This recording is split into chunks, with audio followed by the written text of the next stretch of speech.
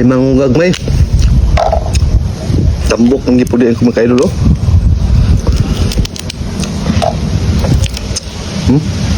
Gagmay lang siya.